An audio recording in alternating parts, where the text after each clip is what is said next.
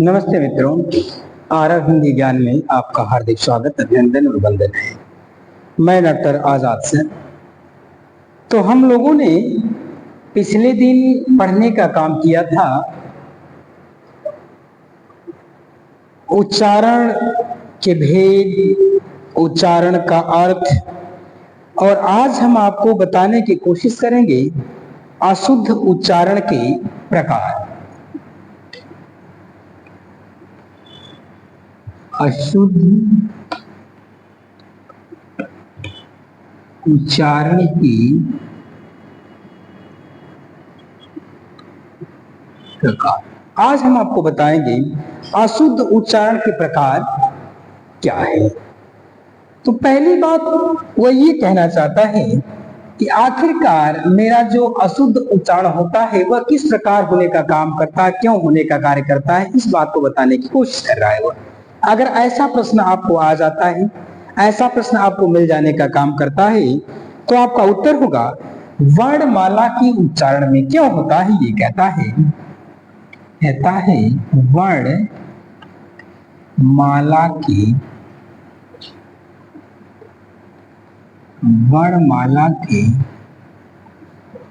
वर्णमाला के उच्चारण में क, ख, ग, घ की जगह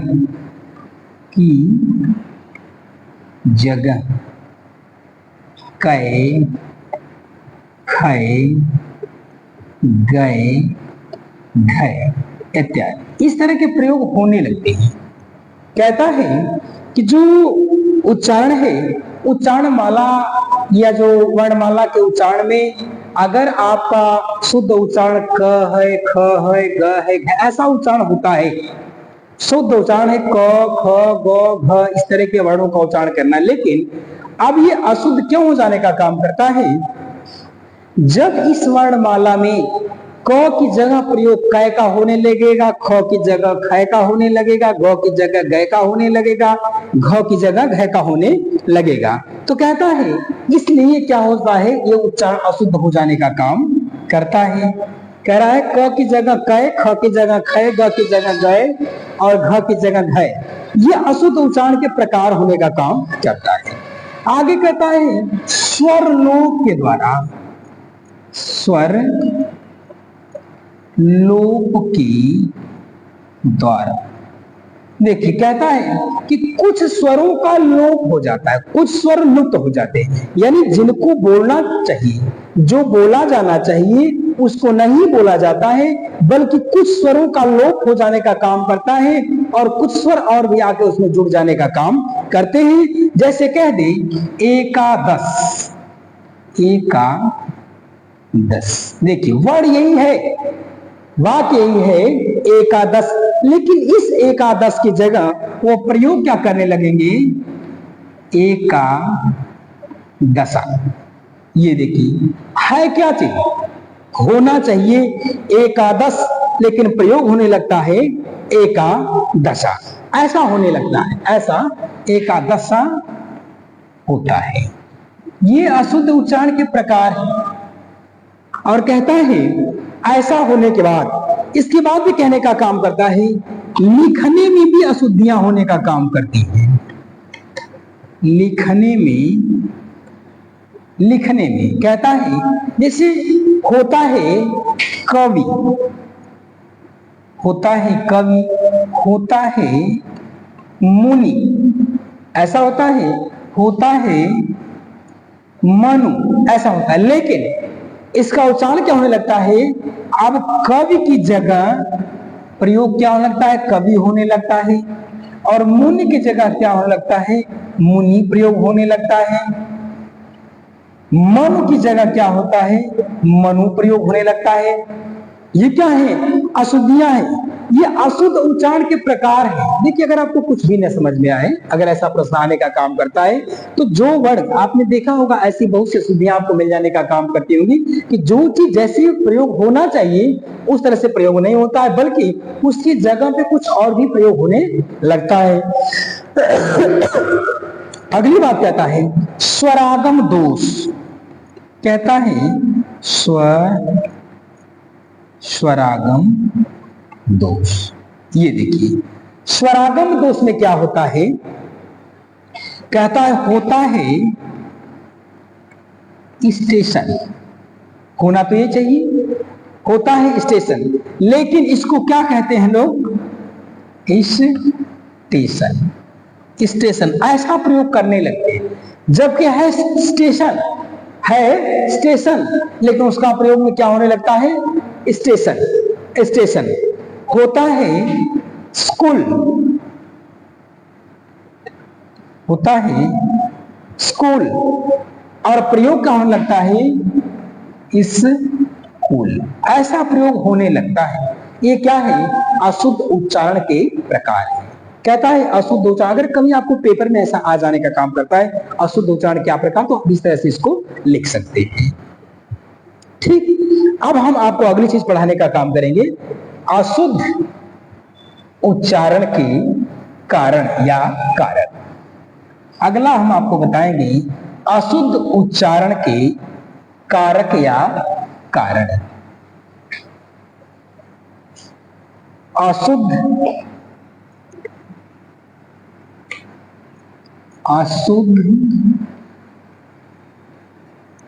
उच्चारण के कारक या कारण। कारक या कारण ऐसा अगर आपको मिल जाने का काम करता है, देखिए आपका पेपर होने वाला है, हो सकता है इस तरह की चीजें आपसे पूछ दे कि अशुद्ध उच्चारण के क्या कारक हैं या क्या कारण हैं, तो आपका एक निश्चित दायरे का उत्तर होना चाहिए। आप उस उत्तर को बहुत ज्यादा घुमा फिरा के लिखने की कोई आवश्यकता नहीं होगी, क्योंकि जितना ही आप उत्तर को घुमा फिरा के लिखने का काम करेंगे इसका कोई उत्तर नहीं निकलने का काम करेगा, और वह प्रश्न आपका मूल रूप से गलत ही हो जाने का काम करेगा। इसलिए वह प्रश्न में जितना पूछने का काम कर रहा है, वह जितना पूछता है सिर्फ उतने का ही जवाब दीजिए, और आपको बहुत लंबी चौड़ी उसमें व्याख्या करने की कोई आवश्यकता नहीं। बीटीसी का पेपर में ये चीज है कि आप बहुत लंबी चौड़ी व्याख्या करने का काम न करें, बल्कि जितना मूल चीज पूछ रहा, जो मूल अंश जितना पूछने का काम करता है, उतनी ही चीजों को आप लिखने का काम करें, उसको बताने का काम करें। तो ये हेडिंग आपका है कि अशुद्ध उच्चारण के कारक या कारण। इसलिए ये कहना चाहे कि आखिरकार हमसे जो अशुद्धियां होने का काम करती हैं, इसके कौन कौन से कारण हैं या कौन कौन से कारक है, आखिर अशुद्ध होने का कारण क्या है। हम लोगों ने कहीं से तो सीखने का काम किया हुआ है, हम लोग जो भी अशुद्धियां करने का काम, ऐसा नहीं है कि मैं स्वयं ऐसा जानता हूं, हमने भी कहीं से सीखने का काम किया हुआ है। तो कहता ऐसा नहीं है कि वह पूरी तरह से अशुद्ध है या पूरी तरह से अशुद्ध, ऐसा भी नहीं कह जाता है, ये बहुत चीजों का प्रभाव इसको होने का काम करता है। तो कहता है कि अशुद्ध उच्चारण के कारण अगर पूछे तो भी, अगर कारक पूछे तो भी। तो कहता है पहली बात उसने कहा कि अशुद्ध उच्चारण के जो कारक हैं या जो कारण है, कुछ इस प्रकार से आप लिख सकते हैं कि अशुद्ध उच्चारण के कारक कुछ इस प्रकार से है। पहला आप उत्तर दे दोगे भौगोलिक प्रभाव। भौगोलिक प्रभाव पहला कारण ये देखिए, हमारे अशुद्ध उच्चारण का पहला ही कारण ये है कि भौगोलिक प्रभाव। अब भौगोलिक प्रभाव का ये मतलब कहने का काम है कि आप जिस क्षेत्र में रहते हैं, आप जहां जिस एरिया में रहने का काम करते हो सकता है वहां पे कुछ चीजों का एक अलग नाम हो, और वहां से स्थान जब बदलने का काम करेंगे वहां कुछ और कहे जाने का काम करता होगा। हो सकता आपके ये जो भौगोलिक क्षेत्र है, या आप भूमंडल पे, जिस भूमंडल पे आप रहने का काम कर रहे हो सकता आप पहाड़ी क्षेत्र के रहने वाले हो, मैदानी भाग के रहने वाले हो, या कहाँ के रहने वाले हो। तो इसने कहा कि चाहे मैदानी भाग का होगा, पहाड़ी भाग का होगा, पठारी भाग का होने का काम करेगा। तो कहता है इनके अंदर जो अशुद्ध उच्चारण होने का काम करता है, तो निश्चित रूप से ये कहने का काम करता है कि वह जो कुछ बोलने का काम कर रहा है सही है, कि वह जो कुछ बोलने का काम कर रहा है उसके क्षेत्र में है। हो सकता है कि पहाड़ी क्षेत्र का कोई व्यक्ति हो, वह किसी वस्तु के नाम को कुछ और ही जानता, लेकिन वही उसी वस्तु का नाम हो सकता है मैदानी भाग में जाने का काम करें आप, तो मैदानी भाग में उसी वस्तु का नाम कुछ और हो जाएगा। हो तो ये भी सकता है कि जब आप पहाड़ी भाग मैदानी भाग को छोड़ करके अगर पठारी भाग में भी जाने का काम करेंगे, तो हो सकता है जिस वस्तु को आपने पठारी भाग में कुछ और नाम से जाना था, पहाड़ी भाग में मैदानी भाग में कुछ और नाम से आपने जानने का काम किया, और उसी वस्तु को उस पठारी भाग में किसी और नाम से जानने का काम किया जाता है, उसका संबोधन करने का काम किया जाता है, उसको संबोधित करने का काम किया जाता है, वो कुछ और नाम से करने का काम किया जाता है। तो कहता पहला कारण तो ये भी है भौगोलिक कारण, यानी भौगोलिक दृष्टि से हम ये नहीं कह सकते हैं कि एक वस्तु का एक ही नाम सारे जगहों पे होने का काम करेगा, ये नहीं हो सकता है। अशुद्ध उच्चारण का ये भी एक कारण है। ये क्यों होने का काम करता है? अशुद्ध उच्चारण के कारण क्या हो जाता है? ये कारण ये हो जाता है कि जो एक निश्चित दायरा में बनाए जाने का काम किया गया है, जो एक भाषा निर्धारित करने का काम की गई है, जो एक बोली निर्धारित करने का काम किया गया है, उसमें अगर अंतर मिलने का काम करता है तो इसको हम लोग क्या कहते हैं? अशुद्ध उच्चारण करते हैं। लेकिन ये चीज किसी न किसी क्षेत्र में किसी न किसी भौगोलिक प्रभाव का कारण, किसी न किसी भौगोलिक परिवेश में बोले जाने का काम किया जा रहा हो। पहली बात हो गया। दूसरी बात वो ये कहने का काम करता है अशुद्ध उच्चारण, अशुद्ध उच्चारण। दूसरी बात कहता है, पहली बात तो कहता है कि भौगोलिक प्रभाव के कारण भी अशुद्ध उच्चारण होता है, अशुद्ध उच्चारण का एक कारण है। दूसरी बात कहता है कि अशुद्ध उच्चारण कभी कभी आपने देखा होगा कि शुद्ध चीज लोग कह नहीं पाते हैं उनके ही क्षेत्र में। जैसे आपने देखा होगा कभी कभी कहा जाता है, देखे होंगे आप, लिखा जाता मेहनत, ऐसा लिखा जाता, मेहनत लिखा जाता, लेकिन कुछ लोग इसको कहते हैं मेहनत को हम लोग मेहनत कहते हैं, कुछ लोग क्या कहते हैं? मेनहत। उसी को देखिए, ऐसा नहीं है जिस क्षेत्र का ये व्यक्ति है उसी भौगोलिक क्षेत्र का ये भी व्यक्ति है। एक व्यक्ति मेहनत कहता है, एक व्यक्ति मेहनत कहता है। इसका मतलब क्या है? ये जो उच्चारण करता है ये अशुद्ध करने का काम कर रहा है, जबकि है एक ही भौगोलिक क्षेत्र के रहने वाले लोग हैं। इसलिए क्या है? यह अशुद्ध उच्चारण होने का काम किया हुआ है। तो आपने दो कारक को जानने का काम किया, दो कारक जाना। और तीसरा कारक, और तीसरा कारण कहता है शारीरिक दोष। शारीरिक दोष। देखिए, कहता है अशुद्ध उच्चारण का एक और महत्वपूर्ण कारक और एक और महत्वपूर्ण कारक ये भी है शारीरिक दोष। अगर शारीरिक अवयव में, शारीरिक अवयव का मतलब कहता आपके मुख में, अब हाथ में अगर आपको कोई गड़बड़ी है तो ऐसा नहीं कि आपका उच्चारण अशुद्ध होने का काम करेगा, या पैर में अगर आपको कोई गड़बड़ी है तो उससे उच्चारण अशुद्ध होने का काम, ऐसा नहीं है। वह शारीरिक दोष कहने का मतलब ये कहता है कि अगर बोलने वाला जो वक्ता है उस वक्ता का दांत अगर टूटा हुआ हो, जीवा अगर छोटी हो, या उसके होठ कटे हुए हो, तो इस कारण भी अशुद्ध उच्चारण से हो जाने का काम करता है। कहता है अगर किसी वक्ता की जीवा अगर कटी हुई हो तो भी अशुद्ध उच्चारण हो जाएगा, बड़ी है तो भी उच्चारण हो जाएगा अशुद्ध, दांत अगर उसके टूटे हुए हों तो भी अशुद्ध उच्चारण हो जाने का काम करेगा, होठ उसका अगर कटा हुआ है तो भी अशुद्ध उच्चारण होने का काम करेगा। उसने ये कहने का काम किया हुआ है कि ये जो अशुद्ध उच्चारण के कारक और कारण है, इसका साफ संशय कहने का काम करता है। अगर किसी व्यक्ति के शारीरिक अवयव में दोष है तो उसके अंदर ये समस्या उत्पन्न होने का काम करेगा, तो वह शुद्ध उच्चारण नहीं कर पाएगा। और कहता है चौथी बात, ये देखिए कारक, अशुद्ध उच्चारक के कारक और कारण। चौथा कहता है हीन भावना। हीन भावना। देखिए ये भी एक उच्चारण का, अशुद्ध उच्चारण का ये भी एक कारण है।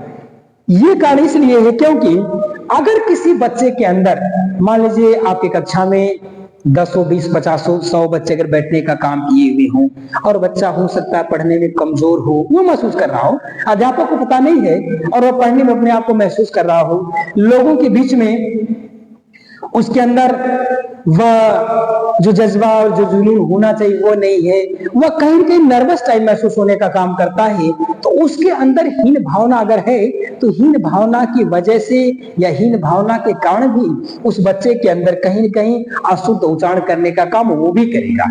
जिस बात को सही कहना चाहिए था उस बात को सही कह नहीं पाएगा, क्योंकि वह हीन भावना का शिकार है, वो अपने आप को हीन महसूस करने का काम करता है, नर्वस महसूस करने का काम करता है। इसलिए कहता है एक कारण ये भी है। और अगला कारक बताता है, पांचवा कारक कहने का काम करता है भय। भय यह भी एक बहुत महत्वपूर्ण भूमिका निभाने का काम करता है।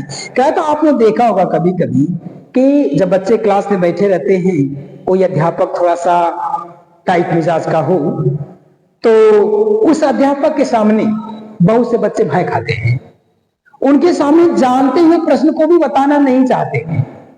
और उस अध्यापक ने क्या किया, अगर वो पूछ ही दिए थोड़ी कड़क आवाज में, टाइट आवाज में, तेज आवाज में पूछ देने का काम किए, जबकि बच्चा उनसे खुद भय खाता है, डरने का काम करता है, तो अगर उससे पूछने का काम करेंगे तो वह बालक भी निश्चित रूप से भय के कारण शुद्ध उच्चारण नहीं कर पाएगा। ये तो निश्चित है कि उसका उच्चारण जो भी होगा वह अशुद्ध होने का काम करेगा। ऐसा कहने का काम, ये क्या है, अशुद्ध उच्चारण के कारक या कारण है। पांचवा कहता है, यह है आप कर लीजिए, पांचवा कहता है, ये कहता है कि क्षेत्रीय भाषा का प्रभाव, कहता है क्षेत्रीय भाषा का प्रभाव।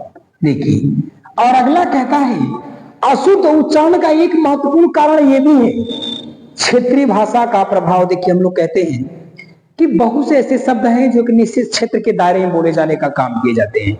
उसने कहा कि आप जिस क्षेत्र के रहने वाले हो उस क्षेत्र में किसी न किसी वस्तु का एक अन्य नाम होगा पक्का। तो कहता है कि क्षेत्रीयता का प्रभाव भी होने का काम करता है, क्योंकि जो व्यक्ति जहां बोल रहा है वहां, जैसे हम लोग कहते हैं, अगर हम लोग ये यूपी के रहने वाले और हम लोग पूर्वांचल के रहने वाले लोग हैं, तो पूर्वांचल के रहने वाले लोग हम लोग सामान्य से बात एक बात कहते हैं, ये क्षेत्रीयता का, बस क्षेत्र के हिसाब से बताने का काम कर रहा हूं। देखिए, हम लोग कहीं कहीं कहते हैं, हम लोग कहते हैं प्याज, हमारे क्षेत्र में इसको पूर्वांचल में प्याज कहा जाएगा, प्याज को। लेकिन अगर यही आप चले जाएंगे महाराष्ट्र में तो सुनते हैं कि लोग कहते हैं इसको कांदा कहते हैं, इसी प्याज को कांदा कहते हैं।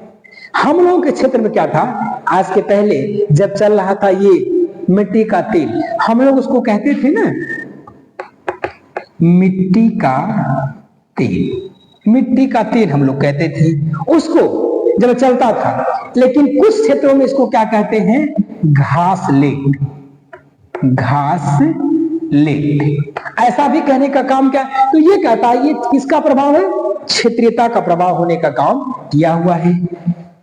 इसको कहते हैं कि हमारे क्षेत्र में जो चीज कही जा रही है वो हमारी क्षेत्रीय बोली है, वह कोई भाषा नहीं है, वह क्षेत्रीय बोली के हिसाब से बोलने का काम करता है। इसलिए अशुद्ध उच्चारण का एक कारण वह भी बन जाने का काम करता है। भाषा के रूप में जब इसको लिखे जाने का काम किया जाता है तो हमेशा अशुद्ध उच्चारण होने लगता है। और अंतिम कहता है पुस्तकीय अशुद्धता, पुस्तकीय अशुद्धता, पुस्तकीय अशुद्धता। कहता है अगर पुस्तक में गलत छपा हुआ है तो उसको, छपे हुए को बच्चा पढ़ेगा, आज बालक पढ़ेगा अशुद्ध छपे हुए को, तो निश्चित रूप से जैसा वह पढ़ रखा है वैसा ही प्रयोग करने का काम करेगा।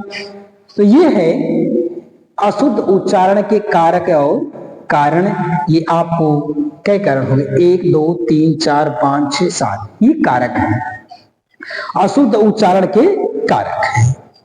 अब ये चीज तो इसने कह दिया कि अशुद्ध उच्चारण का जो कारक या कारण है यही आपका रहा है। और अगला हम आपको अब बताने जा रहे हैं, देखिए समय आपके पास चूंकि कम है तो कम से कम समय में हम आपको ज्यादा से ज्यादा चीजों को कवर कराने की कोशिश कर रहा हूं। तो हम अब आपको पढ़ाने जा रहे हैं उच्चारण दोष की उपाय। उच्चारण दोष की उपाय, यानी उच्चारण दोष जो हम लोग कर रहे हैं, यानी कोई बच्चा उच्चारण करने में जो दोष हो रहा है, जो गलतियां कर रहा है, तो उसके क्या उपाय हैं उसको दूर किया जा सकता है। उसके कहने का मतलब ये है, अगर ऐसा प्रश्न आपको आ जाए उच्चारण दोष के उपाय, यानी उच्चारण जो कर रहा है उस उच्चारण में जो दोष पैदा हो रहा है, उस दोष को दूर करने के लिए हमें कौन सा उपाय करना होगा। अगर कोई बालक अशुद्ध उच्चारण करने का काम कर, मैंने आपको बता दिया कि क्षेत्रीयता का प्रभावी होने का काम करता है, भौगोलिक दृष्टिकोण होने का काम करता है, भय होता है, हीन भावना होती है, अशुद्ध पुस्तकीय ज्ञान होने का काम करता है। तो उसने कहा अगर ऐसी चीज करने का काम कर रहा है बच्चा, तो कहता अब अशुद्ध जो उच्चारण बालक कर रहा है, तो उस अशुद्ध उच्चारण को दूर करने के कौन से उपाय है, क्या ऐसा कार्य किया जाए, क्या ऐसा किया जाए कि ये जो बालक है जो अशुद्ध उच्चारण करने का काम कर रहा है, तो इसका जो अशुद्ध उच्चारण है यह दूर हो जाने का काम करे। तो इसके लिए हमें क्या करना होगा, तो कहीं ना कहीं हमको उपाय तो करने का काम करना ही होगा। उसने कहा पहली बात वह कहता है अब अशुद्ध उच्चारण के उपाय को करना है कि ये शुद्ध उच्चारण न करे, ये सही प्रयोग करने का काम करे। तो पहली बात कहता है ध्वनि तत्व का ज्ञान कराना। ध्वनि तत्व का ज्ञान कराना। पहली बात उसने कहा कि ध्वनि तत्व है उसका ज्ञान। अगर कोई बच्चा अशुद्ध उच्चारण करने का काम करता है तो अध्यापक का नैतिक कर्तव्य होना चाहिए कि सबसे पहले उस बालक को क्या कराए, जो ध्वनि है, जो आवाज है, जो आवाज आने का काम कर रही है, उस ध्वनि जो उसका उस आवाज का जो जिससे निकलने का काम किया हुआ है, उस तत्व को उसको ज्ञान करे कि कौन सा तत्व इस ध्वनि से निकलने का काम कर रहा है, उसको ज्ञान कराने का काम करे, यानी ध्वनि का ज्ञान कराने का काम वह करेगा। दूसरी बात कहता है, दूसरी बात कहने का काम किया हिंदी ध्वनियों का, हिंदी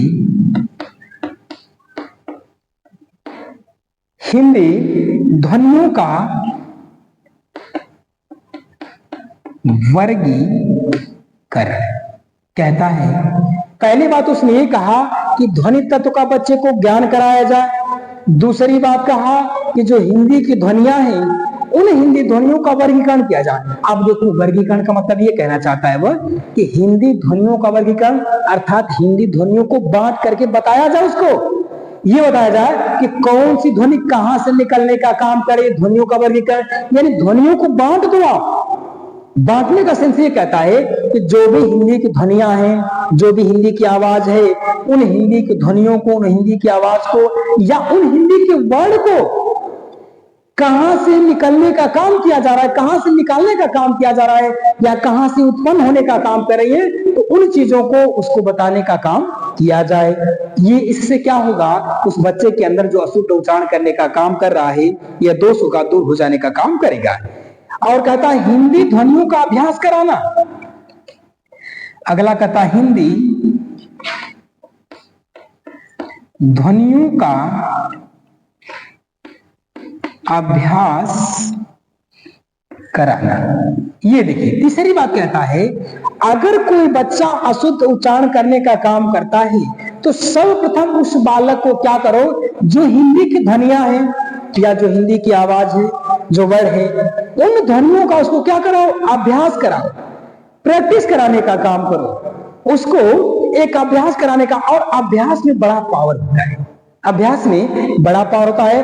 अगर आप अभ्यास करने का काम करोगे तो आपके अंदर की जो चीजें हैं, जो गलत चीजें हैं, वह दूर हो जाने का काम, क्योंकि अध्यापक हमेशा सही अभ्यास कराने का काम करेगा। मैं आपको बताऊं ये अभ्यास की जो बात है,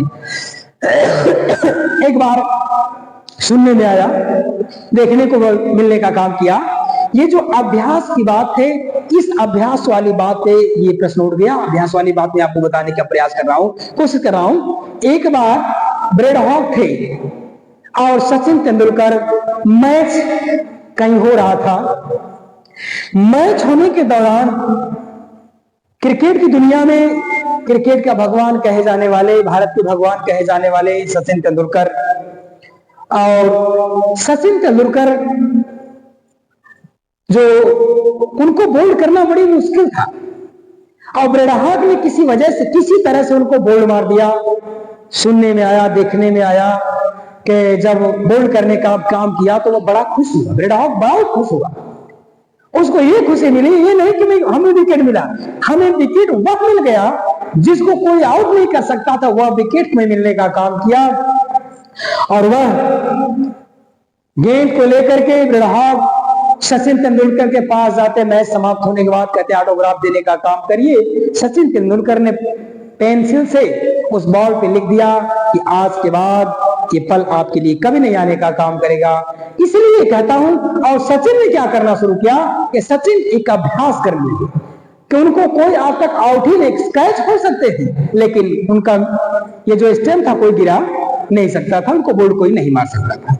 ये कहता है, तो कहता है कि हिंदी अगर बच्चा कोई अशुद्ध उच्चारण करने का काम कर रहा है तो उस बच्चे को हिंदी ध्वनियों का अभ्यास कराया जाए कि कौन ध्वनि कहां से निकले, तो उसको बुलवाया जाए, उसको प्रयास बार बार करवाया जाए, अभ्यास करवाया जाए, उसके अंदर की जो अशुद्धियां हैं वह दूर हो जाने का काम करेगी।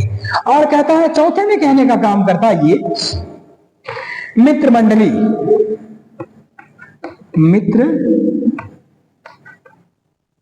मंडली कहता है, मित्र मंडली उसने ये कहने का काम किया कि अगर बच्चा कोई अशुद्ध उच्चारण करने का काम कर रहा है तो या तो उसके साथ वाले बच्चे कहीं ना कहीं अशुद्ध उच्चारण काम करने का कार्य कर रहे होंगे, इसलिए वह उसके रहने की वजह, उसके साथ में रहने की वजह से उसके अंदर भी प्रभाव उसका हो जाने का काम किया है।